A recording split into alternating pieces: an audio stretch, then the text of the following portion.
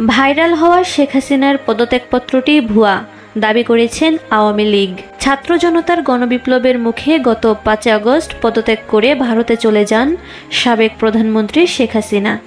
সম্প্রতি সামাজিক যোগাযোগ মাধ্যমে শেখ হাসিনার পদত্যাগ সংক্রান্ত একটি পত্র ভাইরাল হয়েছে। তবে এই পদত্যাগপত্রকে ভুয়া দাবি করেছে আওয়ামী লীগ। পাশাপাশি গণমাধ্যমে এ বিষয়ে সংবাদ প্রকাশ করায় সমালোচনা করেছে দলটি।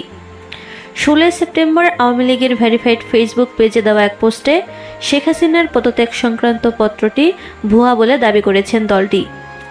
আওয়ামী লীগের পক্ষ থেকে বলা হয়েছে, দেশের টিভি চ্যানেলের ফেসবুকে এরকম অপরিপক্ক এডিটেড কোনো পদত্যাগপত্র প্রকাশ একটি দৈন্যতা মাত্র। পোস্টে বলা হয়, পদত্যাগপত্রে এখনও মুজিববর্ষ লোগো লাগিয়ে রয়েছে, যেই মুজিববর্ষ 2021 সালে শেষ। এছাড়া ভুয়া এই পদত্যাগপত্রটি অত্যন্ত অস্পষ্ট। পদত্যাগপত্রের ভাষায় যা মন চায় তা লিখে পাবলিশ করা হয়েছে।